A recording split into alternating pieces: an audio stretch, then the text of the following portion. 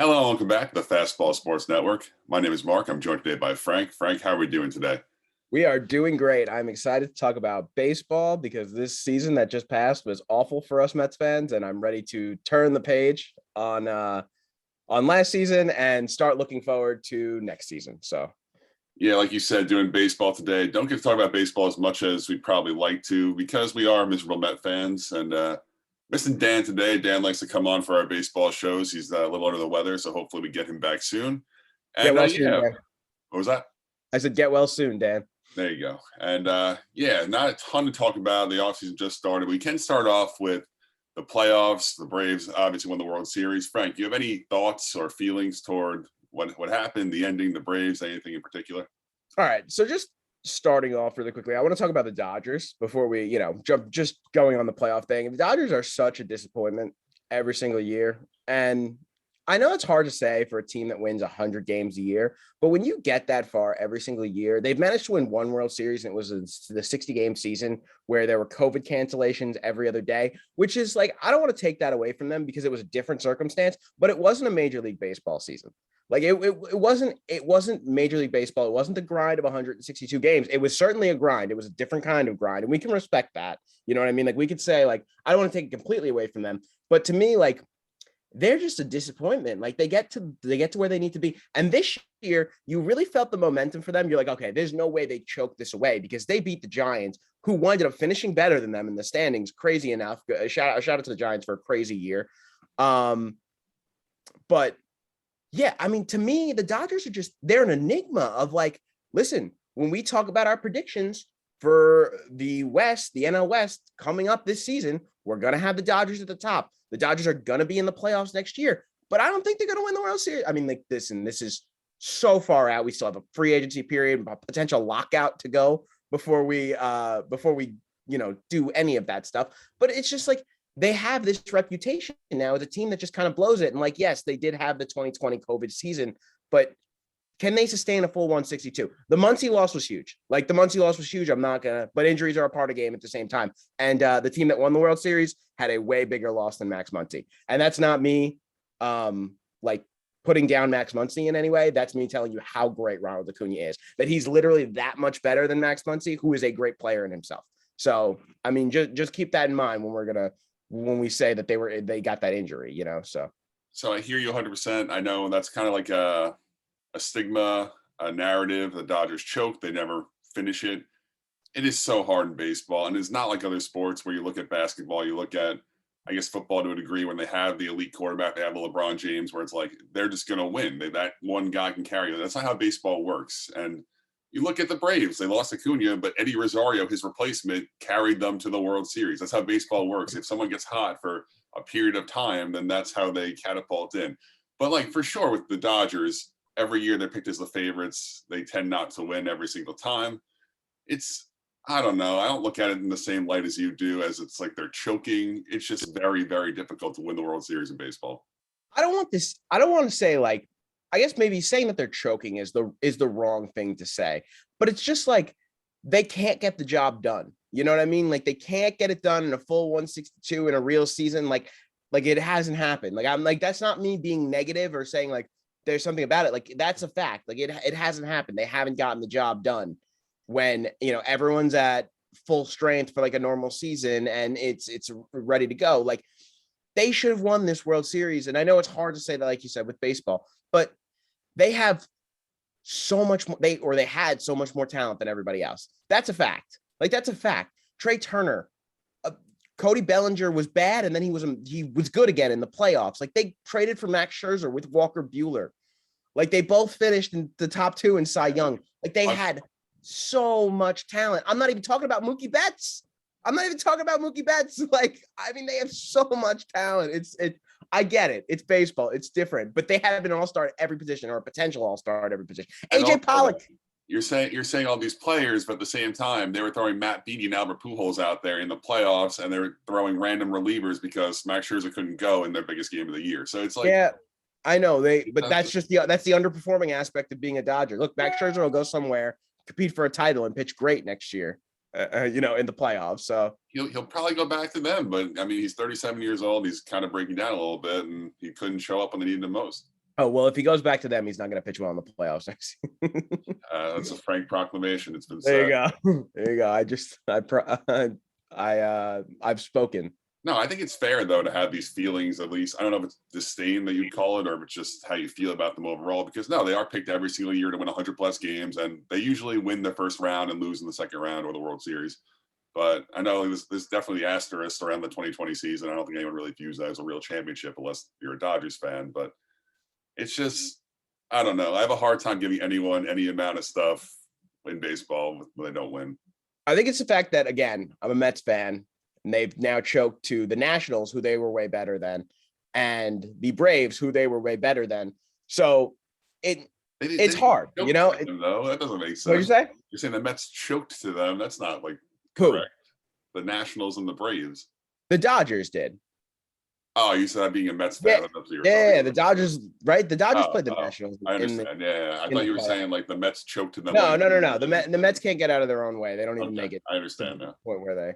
But the Dodgers had series against both the Nationals, which they should have won because they were the better team, and the Braves, which they should have won because they were the better team, but they just didn't. And that's baseball, Susan. That's baseball. No, I mean, yeah, you just got to tip the cap to the Braves. They went a crazy. No, I mean, the Braves were phenomenal. Austin Riley, by the way, the unsung hero of the Braves. I know you're going to say that, like, he definitely was. He carried that team. Like, they were under 500, and the only reason they were as good as they were under 500 before the All-Star break was because Austin Riley was putting up MVP numbers. Obviously, Freddie Freeman was great too, but and Ozzie Albies also just completely flying under the radar this season because the acquisitions were so great, and because Freddie Freeman is Freddie Freeman, and because Austin Riley did what he did, but again, he wasn't even that touted. I mean, just like those guys that were there the whole season, those three guys, Freeman, Riley, Albies, just phenomenal baseball players. Even Dansby too. The whole infield played like 100. Dansby too, yes. They played like 160 of 162 games or something. They held it down while that outfield was a mess while they were running out Guillermo Heredia and a bunch of different guys out there and still beating the Mets. We were very frustrated. Abraham Almonte, Guillermo Heredia, just off the top of my head. Yeah, no. They were really good. But the AL, just like more of an outlook from the playoffs. The team, I want to talk about one of the teams that didn't make the playoffs, and that was Toronto Blue Jays, who came within an inch of making it. I'm really excited for the future of that team.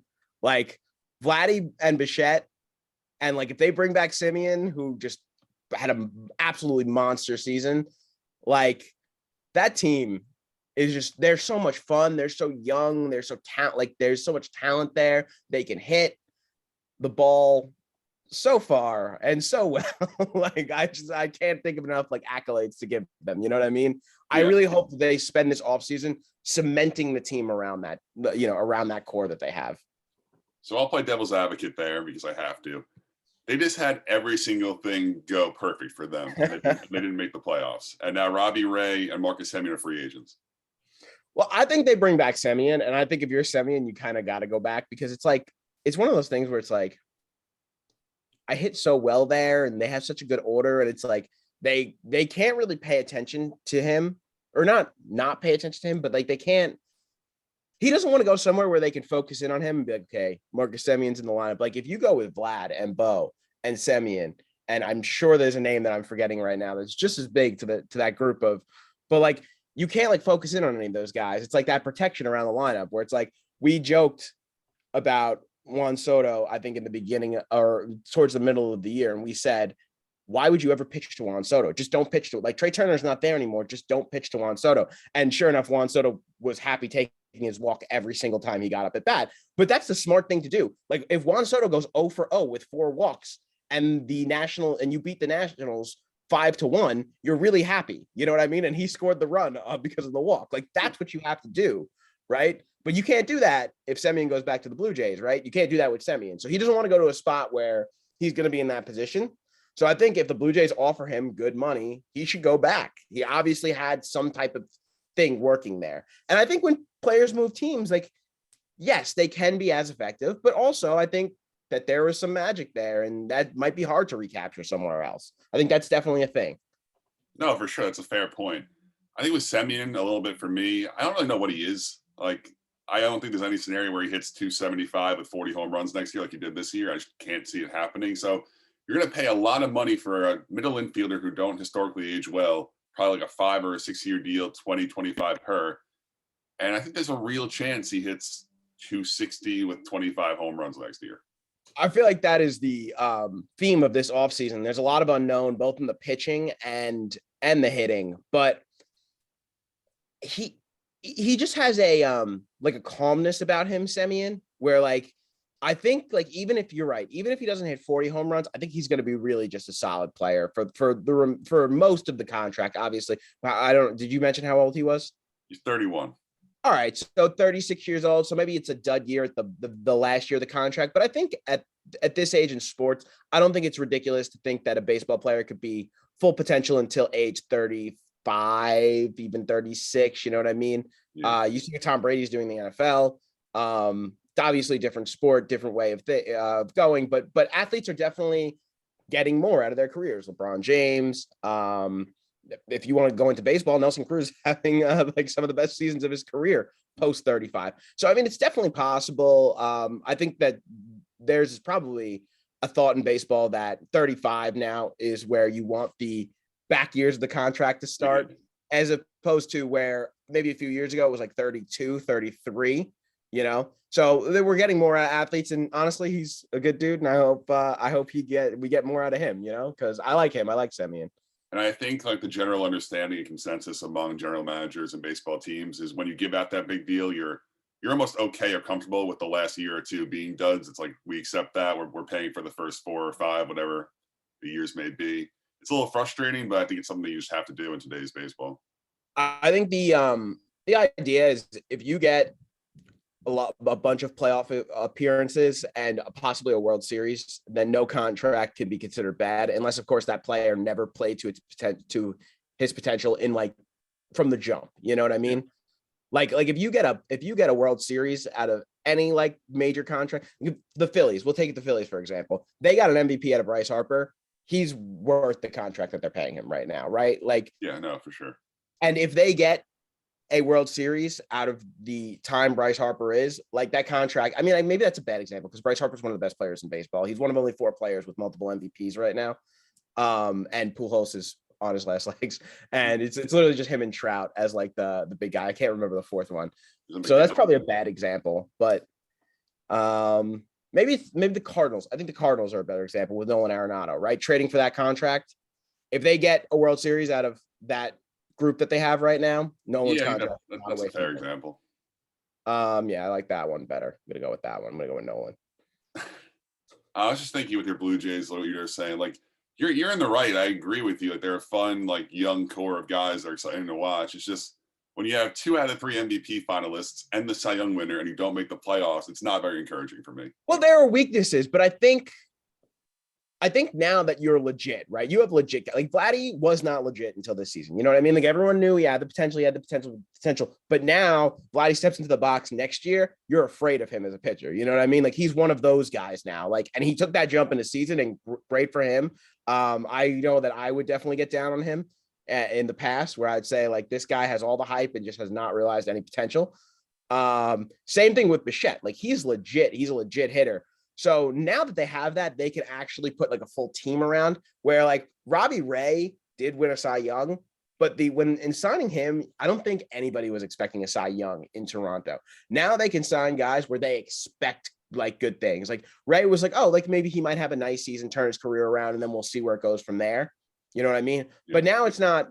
Now it's not. Let's bring in guys to maybe have a nice season. Like that's the 5th. Like Robbie Ray is going to be signed. A Robbie Ray type of player last year would be signed to be their 5th starter, not their 2 or 3 starter. You know what I mean? So I think that's where obviously they have to make moves. They have to cement this team. Like they have to put good talent around them. But I think they're on the right track for sure. They certainly have superstars there. Like not stars, super. Vladdy is a superstar. Bichette is probably, if he's not a superstar, he's tier 1 star. So I mean, that's big. I think that's huge thing that you have a guy that your franchise is centered around. They have that. So obviously, like you said before, baseball's not a 1-person sport, but it helps. Mike Trout helps, even though he hasn't for the Angels. Bad example again. Yeah. All right, just about ready to put 2021 behind us now. Entering the 2022 offseason, we're in a little bit of a weird limbo. Manfred made his comments yesterday or 2 days ago talking about the potential lockout that we're all expecting December 2nd once the CBA ends and they have to come to an agreement on a new one. Manfred really downplayed it. He kind of talked it up as a potential good thing, saying there's a difference between locking out in the offseason, locking out during the season, missing games, which I do agree with, but I also don't feel good about these comments. They're not really like encouraging. They're kind of just like, oh, if we lock out, we lock out, which I don't appreciate. I'm like mixed on this because I don't wanna get like so, you know, so like locked in on the fact that there might be a lockout and like to panic because we're not gonna get baseball and all that stuff. But at the same time, you're right. Like the way he talks about it is just kind of like a little too nonchalant for me. You know what I mean? Like a little too much. Like I get what he's saying. He's trying to downplay the lockout for the owners to make it seem like they're not worried about it, which is a smart strategy. But it's just like I'd like him to say like, oh, like I hope we don't lock out. You know what I mean? Like if we do, it happens. But I hope we don't. You know, that's what I'd like to hear. I think seeing some level of urgency on him, seeing some type of like, we're really trying hard. Like, and he made comments saying like that is our priority to get this done. But like, it does not seem like he'll lose an ounce of sleep about this if it doesn't get done, which is a problem. Whether it's like how he actually feels or it's just like his front that he's putting up, so the players and everyone don't think he's like desperate to make this happen. I'm sure there's a lot of like mind games and negotiations here trying to get things done, but at the same time, it's like show you care, try to just make it happen. There's two thought processes here, in my opinion, and I'm not sure which one I fall under. There's the one where it's like, oh, if he's not that worried about it, then I'm not that worried about it. You know what I mean? But then there's the other, which is like if you know Manfred and the way he's kind of operated, you maybe should be a little worried. You know what I mean? Like if he's saying he's not worried, then maybe you should worry.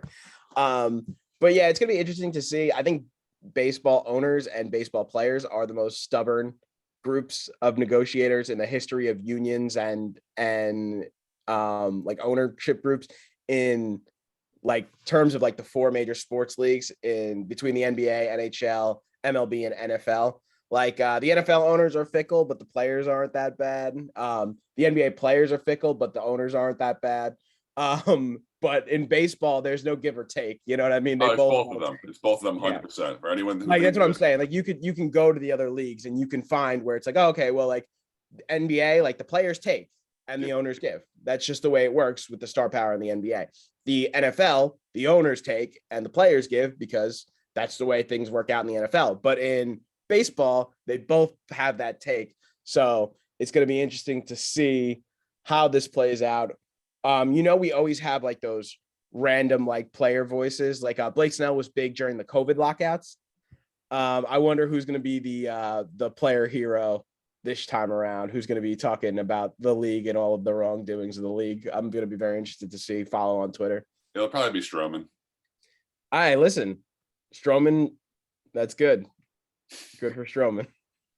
All right, but with that lockout impending, it has brought a little bit of a fire to November free agency, which we don't usually see. Guys tend to wait at least into December, January, wait for those big deals. We've already had a couple of big signings, at least in the starting pitcher market, and we're kind of expecting more. I think the agents are all saying like there's going to be a big week coming up before December 2nd because these guys don't want the uncertainty. They don't want to not know what money they're getting, and they don't want to know how long they have to wait until things are going to start up again. So they're going to try to sign now. I think we'll probably see a few like Correa and Seager and them will probably hold out because they're the big tickets. But some of these mid-tier guys want to make sure that they're locked in financially. Yeah. Interesting 1 year deals with Verlander. I mean, he got a boatload of money to pitch for 1 year. That would set most of us up for life. So good for him. 25 million. Interesting that he returned to the Astros. I thought he would be done there, but he also has kind of pitched his best baseball there. So it was probably smart to go and rehab there too. I thought with Correa moving on, maybe he'd shy away from them, but I mean, they still have a good team there without Correa, but it is a blow. Correa is obviously one of the top talents in the MLB. So I thought he would shy away. I thought the Yankees were a big possibility. Things that I was seeing on Twitter made me believe that he was going to go and be a Yankee. I'm trying to think. Detroit was always an option, right, for Verlander. Yeah, Detroit, the Angels, there are a few of those teams just like in the mix for him. And he probably made the right decision here, right? Like he probably made the right decision going back to the devil as opposed to the devil you don't. I mean, his Especially last when you're full year with them, he won Cy Young. He was right. absolutely great in 2019. He's older now. He's 36, but he's comfortable. He knows the organization, obviously. He said he felt the loyalty to Jim Crane, their owner. Hinch is gone now. Hinch is with Detroit, but I'm sure he knows Dusty. Dusty's been in the game forever. So is Justin. I'm sure they have some type of connection already. It makes sense. He also has a $25 million player option for the second year, which gives him some nice security in case year one doesn't go the way he wants to see it. So it works. It makes sense. I'm sure he'll do really well for them. They'll make the playoffs like they always do. Yeah, I'm excited to have him back. That's definitely a name that felt missing from this season. Justin Verlander, and like you said, he's getting older now, so we don't have that many years left of him. So hopefully he comes back strong, and we can all witness the greatness that is him again. The next big arm that took a 1-year deal kind of took us all by surprise is when Noah Syndergaard jumped ship and head to the LA Angels after years, months and years, and everything just saying how much he loves the Mets now. He never wants to leave. And if they offer him the qualifying offer, he'd be so grateful and he'd all but assure accept it. And I'm not blaming him for that on that one last thing because he probably didn't expect to get the offers he got because he was like, oh, I would love it if they gave me the qualifying offer. I want to stay here forever, the whole shebang. And then he leaves for about $2.8 million. And listen, $2.8 million is a lot of money, but no, we're not sneezing at $2.8 million for sure. In baseball terms, to stay where you've been, the team that's been paying you and helping you along with your rehab, they've been paying for all your medical bills, which is what teams do. But still, like, there's a loyalty level there, and he just kind of left for $2.8 million. Yeah. So,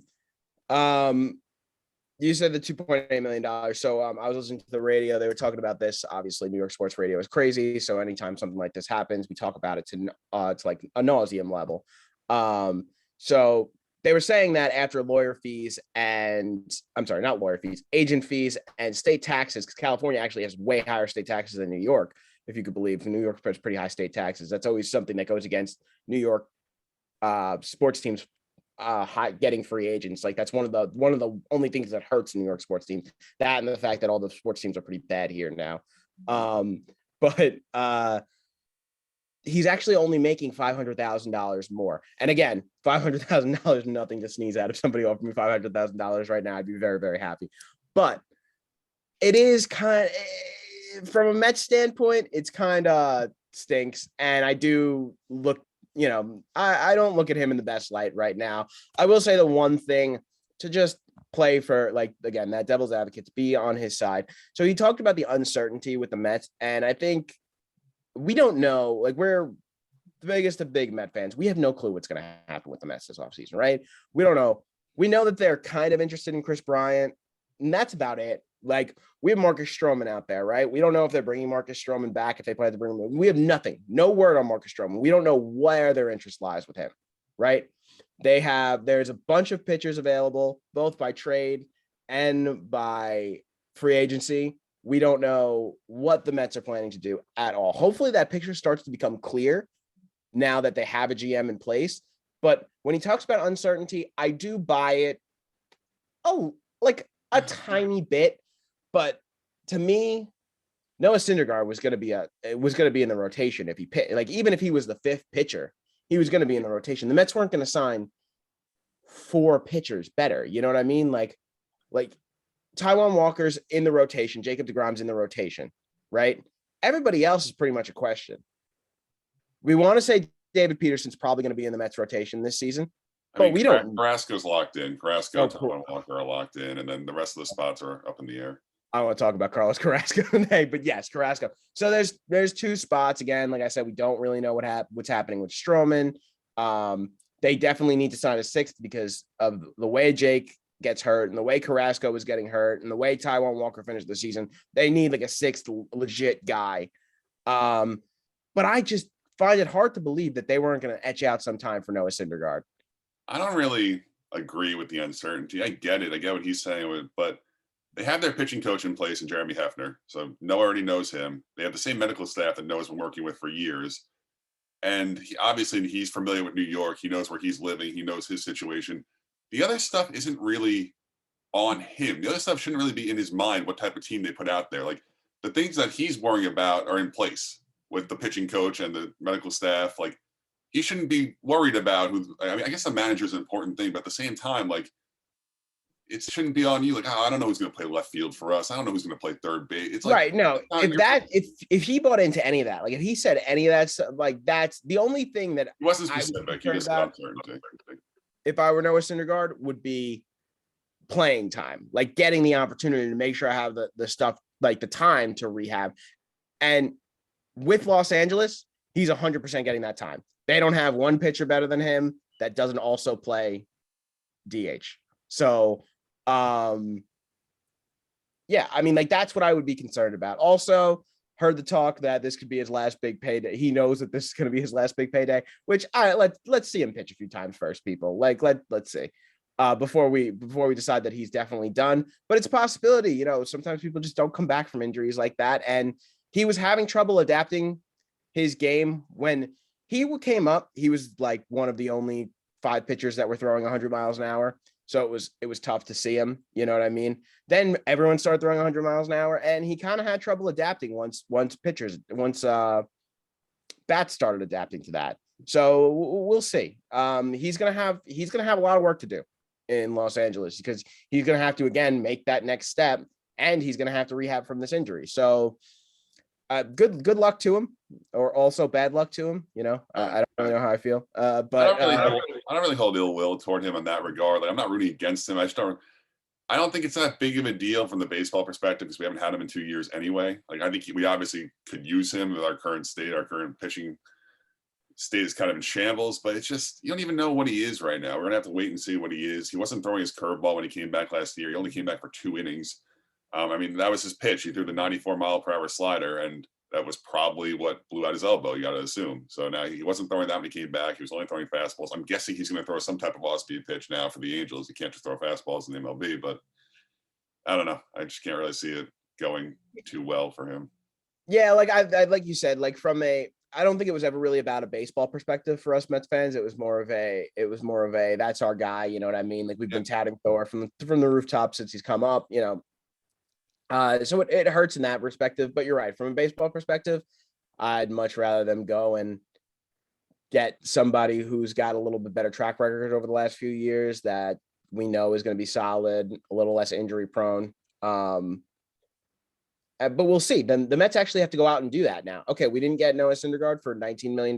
Let's go and spend that $19 million plus on somebody better. Or let's go and make that trade for the guy that's going to be better than Noah. You know what I mean? Now the Mets have to do that, which is something they haven't done in the past under different ownership, granted.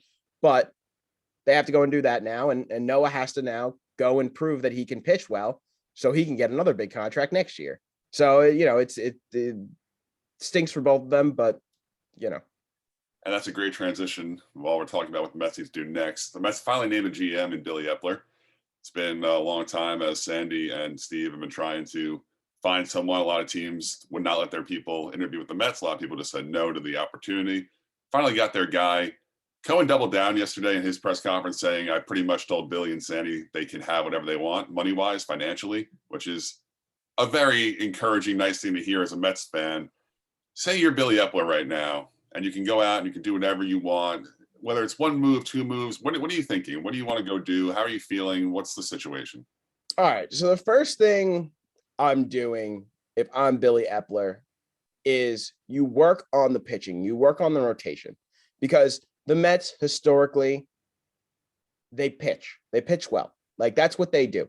So I would supplement the rotation, supplement the bullpen, get the pitching in place, and then you can work out everything. Dom Smith, Jeff McNeil, JD Davis, they all had down years. It didn't really work out, but one or two of them are going to be back in this lineup anyway. You know what I mean? At least 1 or 2 of them are going to be back up in this lineup anyway. Are you thinking big? Are you thinking like Robbie Ray, Max Scherzer? Yes, I'm thinking you put the full court press, you bring Stroman back. So you have Jake, Stroman, Ty again. Then you go and get the next big pitcher. I don't know who that is. Robbie Ray, Max Scherzer. And also, if I'm Epler, I'm getting on the phone with Jacob deGrom. Hey, Jake, Max didn't want to come here last year. You think maybe you can give him a call? You're like the best pitcher in baseball. You think maybe you could tell him like it's great to pitch here in New York? Like, hey, Pete, you know, you fire up, you got all this passion. Get on the phone, like start working the phones.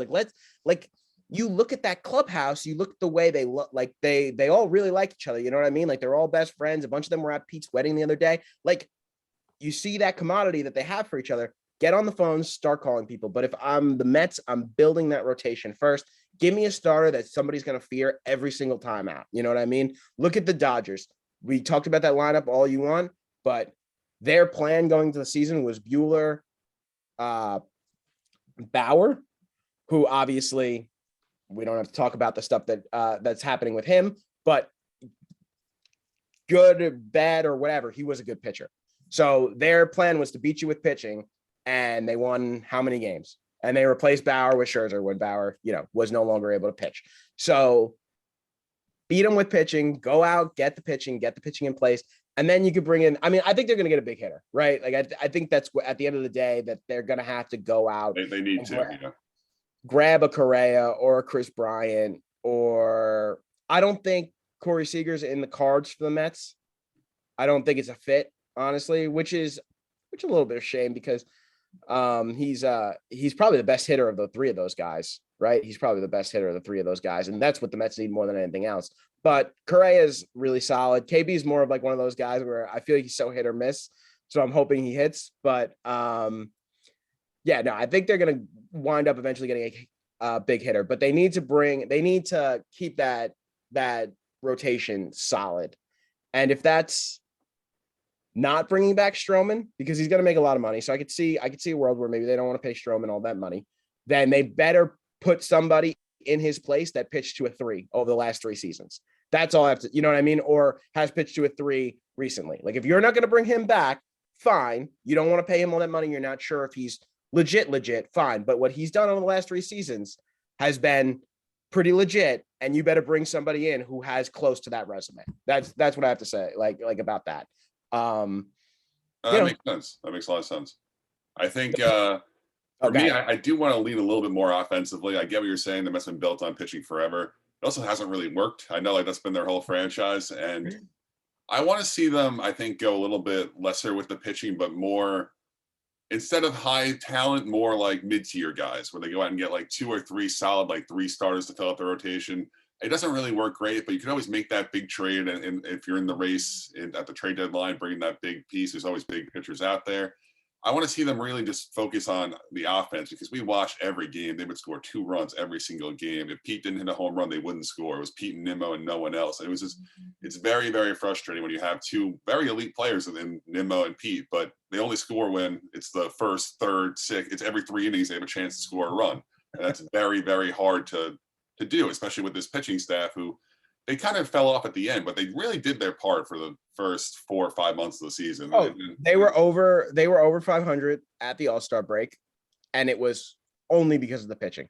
Yeah. The pitching, the replacement guys came in and they were pretty clutch, but it was only because of the pitching. Yeah. And the offense just never came. Like we're waiting, like, oh, they'll get hot, they'll get going. It just never happened. So for me, I think third base has to be addressed. Chris Bryant's the obvious fit, but I'm also interested in Josh Donaldson. I really am. I think you can call the Minnesota Twins, tell them, hey, we'll take Josh Donaldson, we'll eat half the contract, and I think they'll be pretty willing to do that. The Twins are a very bad team right now. I don't know how committed they are to turning their situation around in the short term, but I think they would kind of jump at the opportunity to get rid of half of Donaldson's money. And I think he's still a good player. I think you do that. You bring in an outfielder, a Starling Marte type of guy, and just like that, your offense is much better. It's 2 righties on a team who have been lefty heavy and have done a really bad job against lefty pitching. Trades are a really interesting thought with the Mets, because we do know that they have some guys, they have some prospects that they could trade for sure, but we don't want to trade away the top guys, obviously. But I think every organization is like that. Nobody wants to trade away their top guys, but they definitely have the guys. The guy that I look at that the Mets are going to use for trade bait, I think this season, if they do wind up making a trade, is Ronnie Maruccio.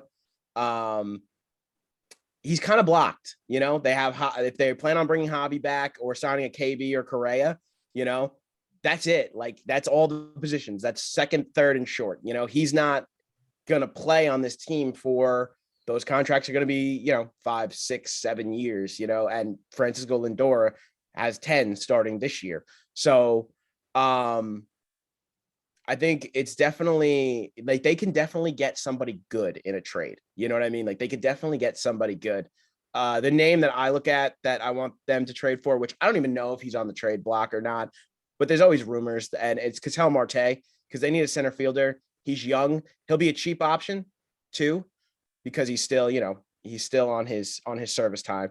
So they go out and get him, right? He's a switch hitter. So you got him from the left and from the right. There's another switch hitter in the lineup with Lindor. He's cheap, so that doesn't stop you from going out and maybe getting that pitcher and that hitter. And oh, by the way, he's like 26 and he's a stud. Like he's an absolute stud. He's a good outfielder. He's got flexibility. He's got position flexibility too. Former second baseman at one point in time in his career. So, I mean, listen, obviously you don't know if that's a name that's going to be available, but if he is, I think that's kind of perfect for the Mets right now. And then something with Oakland too is the other avenue I would look for maybe in a trade because they have 3 pitchers over there that would make our staff better. No question about it. And then you're gonna have to see the way the DH plays out because Pete could play DH and they could be in the market for another first baseman too if they wanted to go that route with DH. But they also have Robinson Cano coming back too. So I don't know how much of a part he's gonna play. But playing third base in winter ball, playing some DH and third base is going to be a great acquisition of this offense. I can see Robbie Cano playing third base being an absolute disaster, No, both at the plate and in the field. But but no, I think you said the A's are an obvious trade partner with Manaea, Montes, and Bassett. Also Cincinnati, they have Sonny Gray, Luis Castillo, Eugenio Suarez, who had a really bad year, but he's an option at third base as well if they want to try to revitalize what he's got going on. But no, I think there's a lot of possibilities. We'll also need a manager. So Billy Epler comes in about a month into the offseason and really has a lot on his plate to try to deal with. Yeah, no, I think good luck to him. I'm sure we'll be criticizing his moves every step of the way. But you know what? That's what you get when you take the job in New York as the GM for the team that doesn't do well. Look at what slack the job for the GM for the team that does do well is taking these days. Everyone was calling for his head midseason. So imagine what you're going to be like when your team finishes with 77 wins every year. So good luck to you, Mr. Epler. I hope you do well. That's all I have to say. And I'm glad I'm not you right now. Yeah. And the other big pitcher that signed was Eduardo Rodriguez. He got a 5-year, $77 million deal. First guy to really cash out here. First big deal that was signed this offseason. I feel like Erod's a solid 2-starter, 3-starter. He's got the postseason experience with Boston, but it's a pretty big deal going to Detroit. Yeah, I mean, shout out to Erod because if you would ask me if he would have got a 5-year deal for that much money, I would have said definitely not. But he did. I feel like he's a little bit inconsistent, and that's why I would have said that he wasn't going to get that. But I know that I've seen him pitch very, very well, like very, very well at times. And if he could put it all together, yeah, you're right. He's as solid as two pitchers get, So I like him generally, I'm rooting for him. I hope it works out in Detroit. Little risky of a deal though, I feel. Just a little bit too much money, or maybe a little too many years. Yeah, I mean, Detroit, we know how big their ballpark is. I'm sure that'll do well for him. We know how bad the AL Central is. So, I mean, those two factors could definitely make his numbers look better. But that doesn't really help a ton when you're versing the Yankees and all these other teams in the playoffs. But he pitched pretty well in the playoffs, so hopefully this kind of works out for them. It just kind of like caught everyone by surprise, I feel like. We didn't really hear much about him. Then bang, 5-year deal, like out of nowhere right at the beginning of the offseason. Yeah, I really wasn't expecting him to be the first domino to fall, but he now sets the price. You know what I mean? Like he set the market. He made that much. Like you could expect Stroman to make more. You know what I mean? Like he made that much. You can expect Scherzer to make double. Like in maybe for less years, but like that's like he has set that market now. Like that is the going rate for a pitcher this offseason. So we'll see if teams just fall in line to that, and I think they will. Like I think teams are going to spend this offseason. Like I think, like if you look at the landscape of the MLB, there's a lot of teams that are going to have money to spend. If the Astros lose Correa, they're going to be spending some money. I don't know how much money, but I think they're going to be spending some money. Yeah. The Yankees, obviously, a threat to get every free agent ever, especially if you ask their fans. The Angels are going to spend money because that's what they do every year, and the player's not going to be any good, and that's just what happens with the Angels. The Dodgers are always a threat to spend money. Steve Cohen gave the wallet to Epler and Sandy, so they're going to be spending money. So there's a lot of teams that are. Oh, Detroit's going to be spending money. Obviously, already has started spending money. Yeah. So there's going to be a lot of teams that are going to be competing for these free agents, and then there are those teams that are always going to be spending, like the Phillies. They're gonna spend money. They always do. The Red Sox gonna spend money. They always do. So this offseason is exciting. It's gonna be very exciting to see where these pieces fall. And it's almost got like that NBA frenzy to it right now, where, well, I mean, nothing matches that, because in the NBA, like, you see like the day before at like 4 p.m., like you start seeing like, okay, they have agreed to sign here. And then all that news just starts dropping. And then boom, as soon as midnight happens, like they're in the office, they had the Instagram photo of them signing the picture at 3 a.m. It's like really funny. So nothing matches that, but this is kind of like that, where now they're going to be speeding up and they're going to try and get these deals done before that deadline, before that potential lockout. And that's good. It's newsworthy. It gets the news swirling in the MLB community. It's nice. It's fun. I look forward to it. It is good, especially when some of these worser teams like Detroit Tigers and Texas Rangers are kind of linked to a lot of guys right now. You see that, it's like, oh, that's good. They're trying. They're being competitive, which everyone appreciates. Just staying with Detroit right there, there was a picture of AJ Hinch and Carlos Correa eating lunch the other day. Everyone's going crazy. Everyone's like, he's going to Detroit. Obviously, we're far away from that. But no, it's definitely, it makes a lot of sense that they would go out and get Correa too at this point. They wouldn't just, sign a pitcher here and just call it quits. He obviously has a connection with Hinch. And there was a report that said he wants to beat Lindor's contract, which I don't know if he'll beat it, but it's definitely something.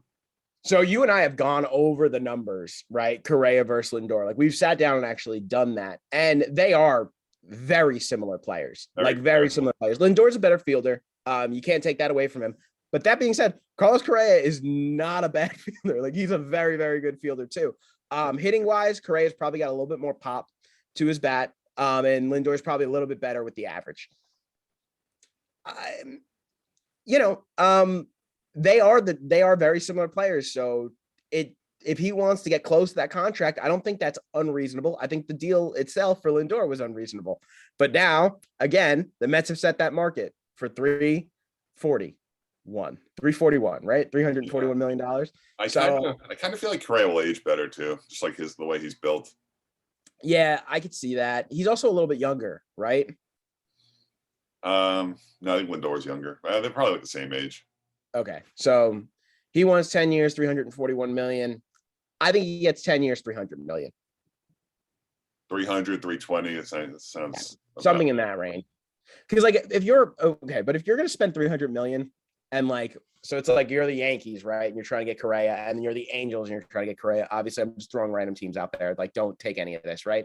So say the Yankees throw him $320 million and he wants 341. If you're the Angels, are you going to let that $21 million stop you at the point where you're already at 320? You know what I mean? At that point, you should think not. But at the same time, it gets complicated with luxury taxes and stuff. If there's a point where you just can't go any higher, then. But yeah, I get what you're saying. Yeah. So we'll see. That's what makes me think that teams are inclined to just give these players the contract they want, because you start with that negotiating. It's like then the agent calls you up and is like, hey, the Yankees have him for $315 million. Like, you think you could beat that? And then they're like, yeah, we'll do 320. And then they call the Yankees and they're like, all right, we'll do 322. And then it's like one of those things where they'll just keep going higher and higher, especially with. It's like chump change at that point. You're giving them $300 million. So it's $300 million to $320 million, and $20 million is a lot of money again, but not a lot of money to those teams. Like, a lot of money to us, not a lot of money to those teams. And like you're saying, when you're already committing 300, what's 310? Yeah. I get what you're saying. It's like, oh, that 10 million more over the span of 10 years. So that extra $1 million a year is going to kill your franchise. You know what I mean? Like, that's what you have to say. And that's why I think that these players are going to get the deals that they want. I'm interested. What kind of deal do you think Corey Seager is going to get? Because he's always hurt, but when he plays, he's phenomenal, but he's always hurt. Probably like 8 years and 250, 25 per. So yeah, 250. Like around there. I don't think he gets the same amount of years as Correa and Lindor did, just because he does have the injury concerns. But I think. Go ahead. Sorry. No, go ahead. Finish. I was gonna say he might be better than the two of them, like talent wise. They're all in such an interesting elite class where, but yeah, I mean Corey Seager when he's on the field, he's great. He just doesn't really. He always has something going on where he keeps him off the field. I would be petrified to sign him to a long-term deal. Like I'd be really scared to sign him to a long-term deal because the upside, like you said, might be better than he could. Okay, so we have best shortstop in the league. Fernando Tatis Jr. is the best shortstop in the league. He hit 42 home runs in 100 games this season. He's the best shortstop in the league. There's no question about it.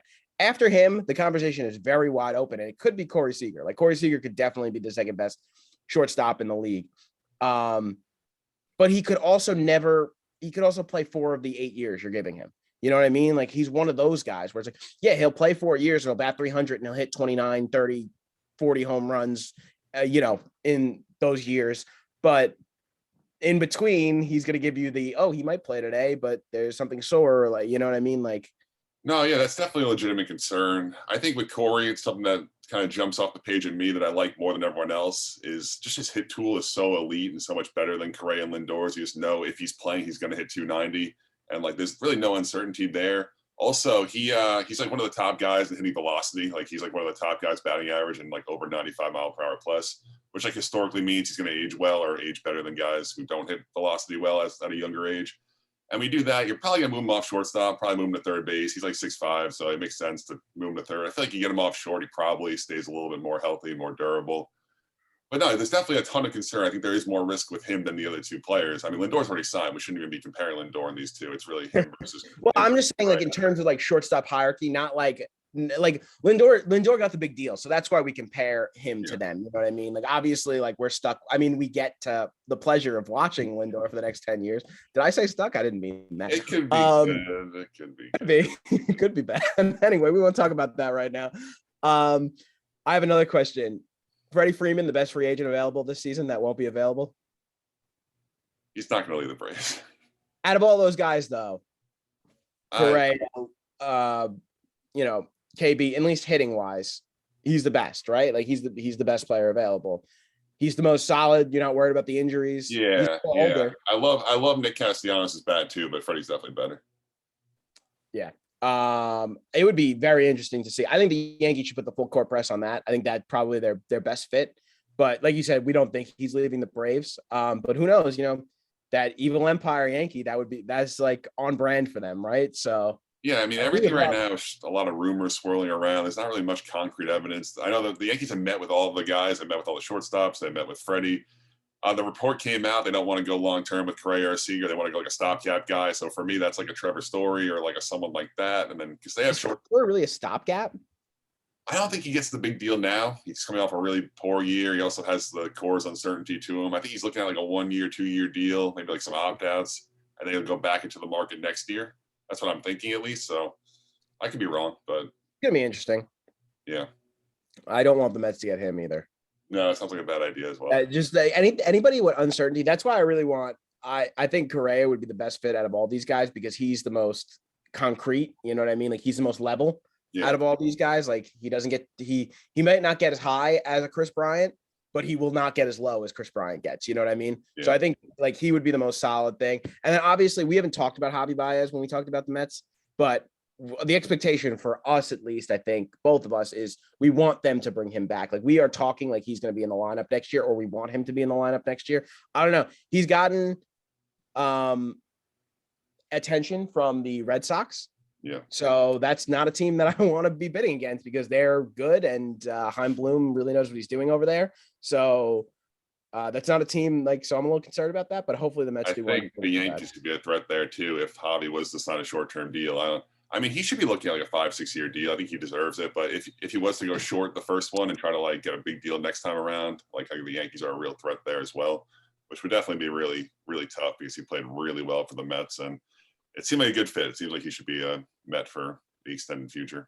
Yeah, he was a top 4 player for the Mets this season, and he came in half the season. It was literally him, Pete, Loop, and Stroman, and then Javi and. I mean, I want to say Nimmo. Nimmo had a phenomenal season when he played. He didn't play that much. You know what I mean? So, but the other guys, the other 4 guys were great. And then it was Javi. Javi came in, he booed us as fans, and he injected life into that lineup. Like he was running all over the place. He just plays hard. You know what I mean? At the end of the day, like it was something that you like to see. His 2 month stint with everything that happened felt like a year and a half. Like with all the nonsense that happened in like a 2 year span was kind of ridiculous. But no, he definitely won me over. I wasn't really the biggest Javi Baez fan going into this situation. After you watch him, I feel like you get a better understanding what he's about. He does something on the field pretty much every day to win you a baseball game, whether it's on the score sheet or not. And I think that's something really valuable. And he stopped striking out too, which is crazy. Like he just stopped striking out. He started taking pitches. Cut the strikeout rate way down. He was walking, which he never does. Like he might have figured something out, which is definitely an encouraging thing to say. In Queens. When's the last time you could say someone figured something out in Queens? It's a small sample size. Let's pump the brakes a little bit before we go through. That's pretty much it with the rumors with the concrete deals that signed. Everything else is kind of rumors. You know, Starling Marte's a guy that has like 30 teams attached to him right now. Literally, there's so many guys that just you see, oh, they're meeting with him, but nothing real to it. So we won't go any crazier with these rumors until we have more like concrete evidence. The last thing I want to touch on here is the award show happened. We got our Cy Youngs, our MVPs. Did you feel anything like any snubs, any upsetting things happen for you, or were you good with all the results? All right, so I want to start with the MVP. First off, I have a big problem with the MVP in baseball, but I'm going to contradict myself in a second. But I'll start with the MVP, okay? So the MVP, how can you be valuable to a team that doesn't make the playoffs, all right? Bryce Harper's team came close, so I don't mind him getting votes. Tatis, he only played 100 games. As I said, he was absolutely phenomenal in those 100 games. But at a certain point, it's like they don't care about winning enough. You know what I mean? Like it doesn't filter in enough. And like, I guess maybe if the three of these guys, one of them were on playoff teams, like maybe like Tatis was on the playoff team and the other two, maybe he would have gotten an extra nod. We won't know. But I almost feel like, okay, so if you're talking about Silver Slugger, that's an award just for particularly for hitting at the position, right? Boom. Like that goes to the best hitter, no questions asked, right? If you're talking about Cy Young, that goes to the best pitcher, no questions asked. But if you're talking about most valuable player, right? That means value to your team. The most valuable player's team makes the playoffs, like almost 100 times out of 100 in other sports. Like you look at the NFL, it's almost always a quarterback, unfortunately, but that team always makes the playoffs. You look at the NBA, that team always makes the playoffs. Sometimes they're not the highest seed. We remember Russell Westbrook won an MVP for a 7 seed basketball team, but they made the playoffs and they made it because of Russ. And now I understand you can't do that in baseball, right? Because baseball players out of like all these sports, baseball players almost add the least value per position, right? Like they like have the least impact directly. But at the same time, the value part to me, like of most valuable player, that's where it gets me. I will ignore the American League because Ohtani did something that hasn't been done in 100 years and absolutely deserved that award. If you don't do something that's done in 100 years in a positive way, yeah, you deserve that award. I'm not going to scoff at that at all. But the NL race where it was just like 3 guys, they didn't make the playoffs. Honestly, no one even really came that close. Phillies kind of cut it and then didn't. The Padres were there the whole entire season and then fell off so bad at the end. And then the Nationals never had a chance from the jump. They all were phenomenal. Like I'm not taking that away from them. They all had great seasons. They should be all-stars, all MLB players. But it's just hard for me to say like MVP deserves to go to somebody whose team wasn't at least really, really close, you know? But at the end of the day, Bryce Harper's numbers were incredible. He's the MVP and I'm going to have to deal with that. So no, I mean, like you definitely have a beef. You have a gripe. I'm not saying it's ridiculous, but it just comes down to again, like what you touched on, what I touched on earlier when we talked about the other stuff with like the Dodgers being choked. It's like there's just so much out of your control in baseball. Like there's so much. Like all Bryce can do is go play. Like Bryce can't control what the Phillies do. Juan Soto can't control what the Nationals do. All he can do is perform at an exceptionally high level, which they are doing with no support, no help. Which I think is even more of like a wow, Juan Soto did what he just did with Josh Bell behind him and no one else on the team. That's crazy. But no, I get what you're saying. You definitely have. I know you've touched on Austin Riley. You've said you think he deserves it over some of these guys because the Braves won the division. He was such an important part of that team, and they won the World Series, which makes sense. I think you have a lot of people that would agree and would be in your corner. But for me, you just look at Bryce's numbers and like If it's very close, I think you should give it to the edge to the guy on the better team. But when it's such a big gap, I think there's nothing you can do.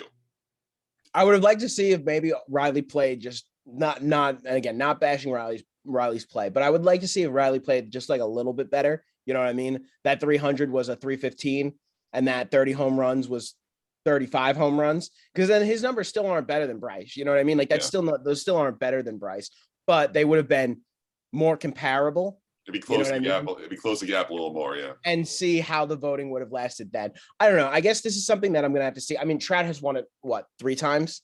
3-time MVP Mike Trout. Did he make the playoffs in any of those seasons? I think they made the wild card in one, right? They played one wild card game in one of the seasons that he was the MVP. They got into the division round. They lost to Baltimore. Okay. So I mean, like he does his Trout thing and they still lose. Ohtani, like I said, 100 years. Last year it was Freeman and Abreu. Both of those guys, teams made the playoffs. They had strong showings. They both deserved it for the 60-game MVP season, right? So I want to see it in modern times where a guy who maybe didn't play just as good as a guy whose team didn't make the playoffs, but they made the playoffs. And I want to see how voting turns out then. But I guess we're going to have to find that situation somewhere down the road because it certainly didn't happen this year. Just want to say Juan Soto and Fernando Tatis are scary. Like they're scary. Like the league should be really, really, really afraid of those two guys. Soto is the most unbelievable hitter, maybe like ever. He's maybe not unbelievable hitter, but he's got the most unbelievable discipline I think I've ever seen at the plate. At age 22. Like, at age 22.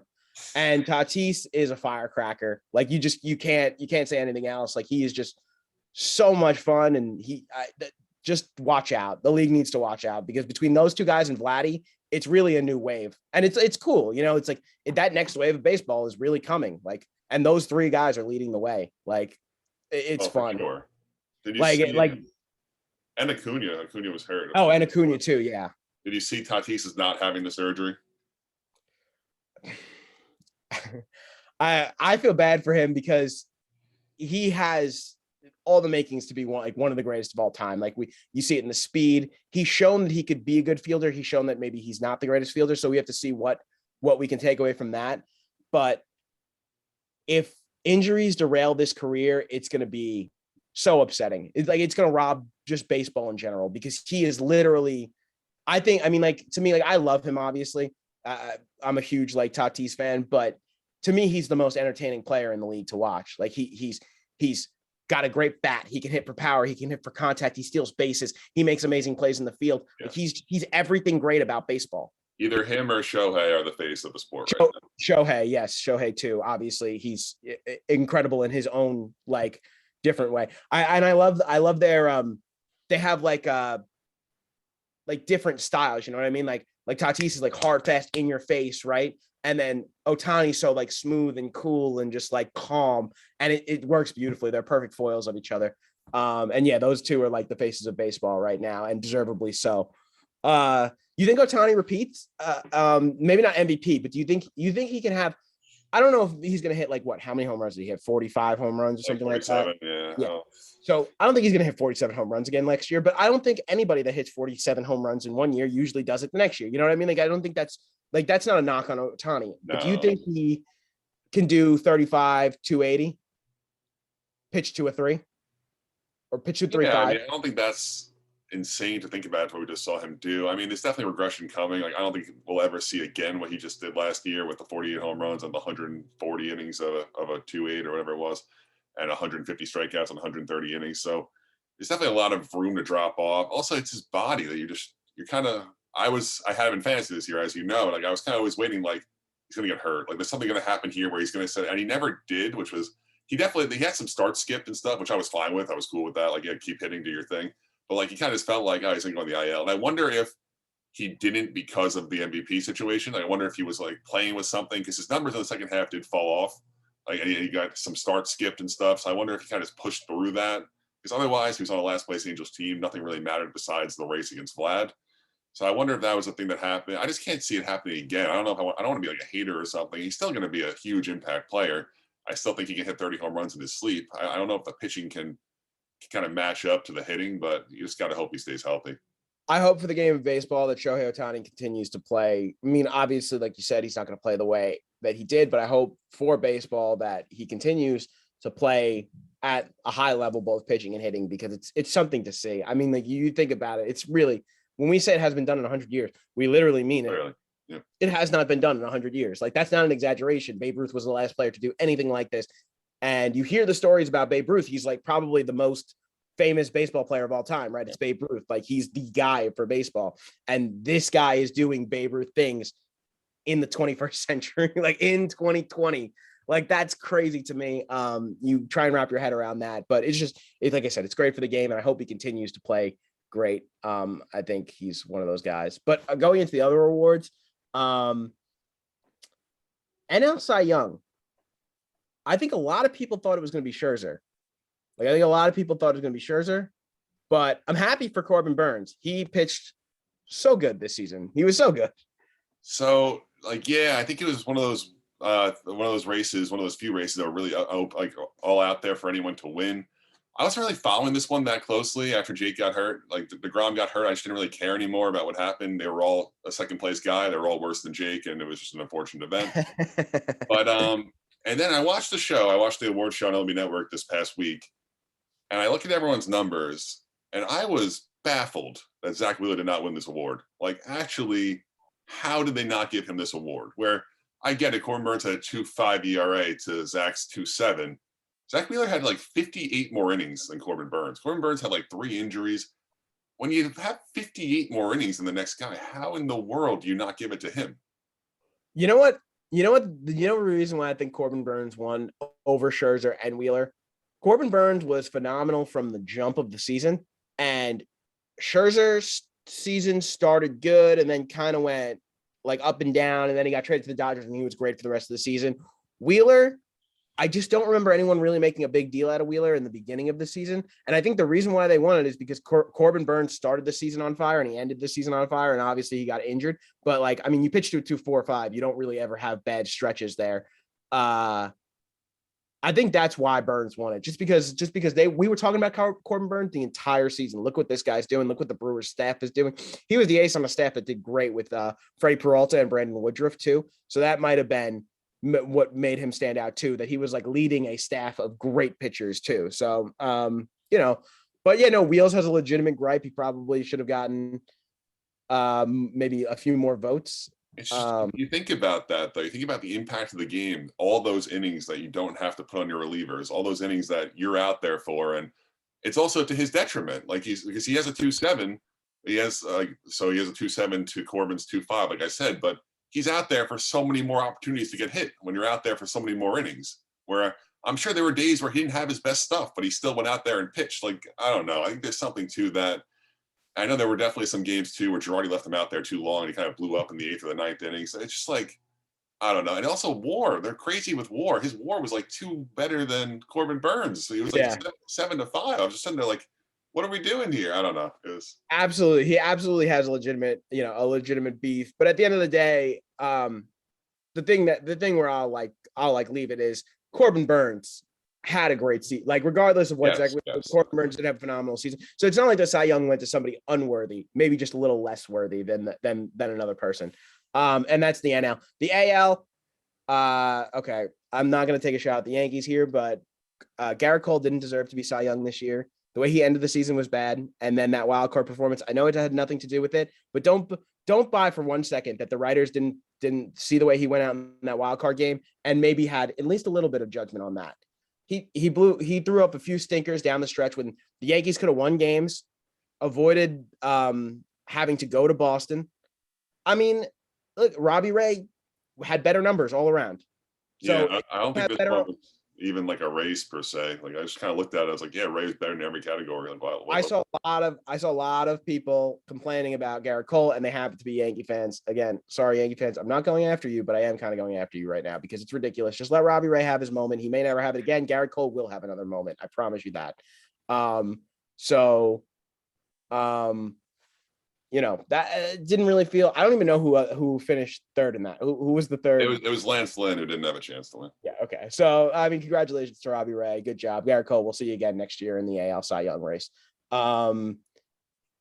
Rookie of the years, Jonathan India. Yeah, I don't really care about these, but John India had a nice little season. Randy You Arizona. mentioned that the voting was really weird this year. Like you look at the votes, the NL one, you saw the breakdown where it was like guys in San Francisco had Posey and Crawford 1 and 2, and it Yeah, was really, really, really weird. it's a really poorly ran system, and the guys don't hide their bias in the slightest bit. So it's a tough look. I don't really know why they do it the way they do it. I don't know who you give the votes to, but you should take it away from the people. Both the Hall of Fame, both baseball writers have proven they can't vote for the Hall of Fame and they can't vote for the awards at the end of the season. I mean, how hard would it be to just form a committee of like 10 unbiased people as opposed to going to like local sports writers and being like, hey, vote for MVP and like vote for I would love for them to get 10 people, just sit down in the room and hash out all the awards. You know what I mean? Yeah, how hard would that be? Writing, no ballots, no nothing like that. Get in a room, talk about the awards. It's just people debating the numbers, just like we do. Like we're like, oh, you think that guy's better than this guy? You're dumb because he's not. You know what I mean? Like I would love that. Like that's baseball to me. Like It that's doesn't make baseball. sense that the guy who asks Bryce Harper questions every single day, who has a relationship with Bryce Harper, is the one voting for Bryce Harper's MVP candidacy. It doesn't make any sense. Yeah, and then that same guy puts the guy who finished in second, Juan Soto, at 8. It does. You know, like that's unfair. Yes, Bryce Harper did deserve the MVP, and you know that guy putting him 1, that's not a problem. But you have Juan Soto outside of the top 3, that's a problem. Yeah, you know what I mean. That's a problem. Or outside of the top 4, you know, like maybe you thought a guy was better than Juan Soto this year. You're wrong, but you're entitled to that opinion. But 8 is not acceptable. You know what I mean? yeah. That's not acceptable at all. We got to get our act together for the sake of bias, you know, for the sake of baseball. Like that's just brutal. It's I mean, we're not in that position, so I guess we can't really ever know the feeling of like having the guy that you want to win and then having the guy that you know is going to be competing with him on the same ballot and doing that.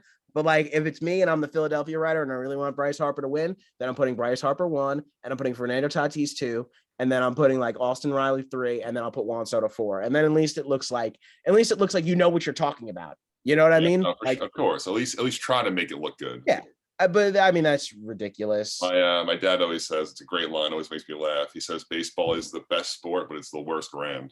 Like, yeah, that checks out.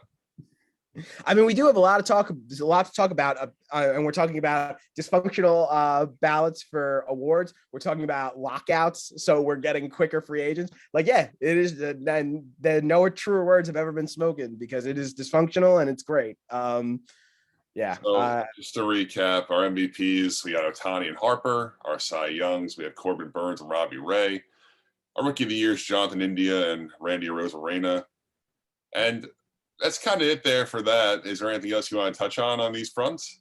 Did you know Arozarena was going to win Rookie of the Year? Was that like a no question in doubt? I mean, like you said, these awards don't really matter, like how the rest of their careers shape up or what matters. But like, it's cool. Like, it's definitely a cool thing for them. I didn't know. I knew Randy was going to be in it. I didn't think he was going to win. I forgot who I thought was going to win. So I picked Mountcastle to win. I think he finished. Okay, yeah. I think he finished in like 5th place. He wasn't even top 3rd, which I don't know. He had like 34 home runs in the AL East. I think that's pretty impressive. Adolis Garcia, another guy who I thought probably deserved a little bit more than Randy Arozarena. I don't know. It's weird that Randy is even a rookie after what he did in the playoffs. Because he had that postseason last season. But crazy. And his numbers weren't really that impressive. I mean, he played every day for a division winner, and he scored like 100 runs. So I guess he had some impressive accolades, but I don't know. It didn't really matter to me that he won. All right, last thing I want to do before we get off. Sure. All right, we've got the big name free agents, right? We have Correa, we have Seager, right? We have Scherzer, we have Chris Bryant, and did I say Seager already? Yeah. Who's the 5th that I'm missing? Oh, Robbie Ray, the AL Cy Young. Okay, 5 guys. Where are they going? So Seager, Correa, Chris Bryant, Robbie Ray, and Max Scherzer. Yeah, we'll start with Seager. All right. Corey Seager. Let's think. I can't see him going to Texas. Texas is the team that I keep seeing him linked to.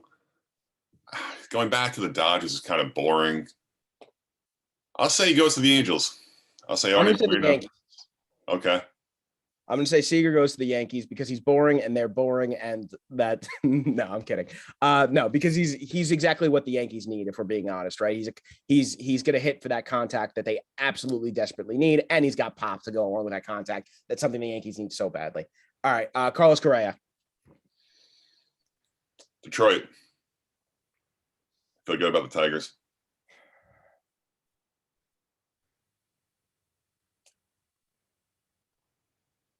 I think I'm going to agree with you. I like Detroit too. I think it's a good fit. It makes a lot of sense. Max Scherzer. I think he just goes back to the Dodgers. It's boring, but I just feel like they traded a lot for him. They gave up Keeper Ruiz to get him, and he pitched really well for them until the injury. I think they get him like a 2-year deal. I'm going to take the Yankees for Max Scherzer. Okay. Scherzer, Cole. Someone's got to have to sell him on going to New York. But if anyone could do it, under everything we know about him, he doesn't want to be in New York. Yeah. So the shot in the dark, but I think that they're going to offer him. They can offer him the money, and they could try and pull him in. Robbie Ray. I'm going to say the Mets. I'm going to say Billy Upper comes in here, gives out a big deal to Robbie Ray. He has to replace Noah Syndergaard and probably Marcus Stroman in this rotation. I think you put him behind Jacob deGrom. You hope he's the pitcher that he just was, and he gives you a sub-3 or a low 3s ERA, and he's a real number 2 behind Jake. I'm going to say the Angels. I think it's a bad idea, but I think they're going to throw a bunch of money at him because that's what they've needed more than anything forever is pitching. And I think, California sunshine, who can say no to that. So I'm going to say the Angels for him. And then finally, Chris Bryant. I just don't know who else is in on Chris Bryant. Like, Giants are in, right? The Giants are in on him. I don't think they are. They're kind of like moving on. Like it didn't really work out well, like that situation. He didn't play great baseball. I don't want to say the Mets for him too. I don't want to give us 2 of the top 5. That seems a little biased. I don't know. Are these consensual top 5s? I think they're consensual top 5s, right? Them and Javi. I think Castellanos is really good too. I think and Castellanos too. Yeah, he might be better than Bryant in my opinion. But where's Chris Bryant going to go? Do you have a guy you want to go first? Do you know where he's going to go? Yeah, I think Bryant winds up a Met. We've been linked to Chris Bryant in trades and rumors for 7 years. Like, let's just make it happen. Let's just do it. And if it works out, hopefully it does. I don't know. Okay.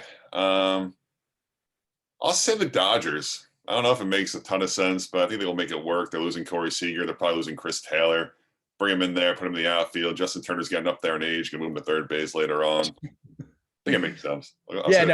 That could work. All right, wait, because you mentioned them now. So Castellanos. Oh, we're going another one.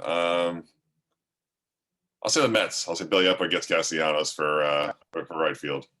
Yeah, I mean that would be so much fun, but it doesn't make sense for my scenario. I don't even know who's in on Castellanos. We've seen Giants, Marlins, and that's all I've seen.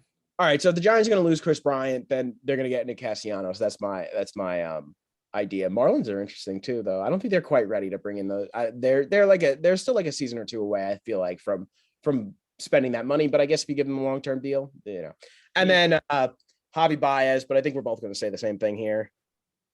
I look terrible right now. I look so biased. The Mets are getting everyone. Billy Epler, keep going. We're bringing in every single player. I would say the Red Sox, then. I want to keep Javi around. All right, yeah. So I'm saying the Mets too. Then, yeah, that's all right. So we're not biased, honest. We're just miserable. You gave them 2. You gave them 3. We're hopefully optimistic. I mean, Steve Cohen and his $10 trillion worth is told we were supposed to get Springer, Real Muto, and Bauer too, but yeah. Well, that was before. He didn't give the $1 billion blessing though. He gave the $1 billion. The Godfather gave his $1 billion blessing now. So let's see if they actually go and use it. But no, we're not biased Met fans. We're hopeful Met fans. You can only hope. All right, that's going to do it for us. Hopefully we come back next week with more news to break and maybe a potential new CBA. We don't lock out. Don't feel good about that. But hopefully you never know. I think there will be some activity this week amongst the free agents. Frank, anything else to say? I'm excited. That's it. Just excited for baseball offseason because the offseason is the best time to be a Mets fan. All right, that's going to do it for us on the Fastball Sports Network. We'll come back at least next week with a Survivor Series post show. Hopefully that's good. Probably won't be, but we'll see. It'll be good. It'll Like be I good. said, baseball right after that. So thanks for watching, everybody.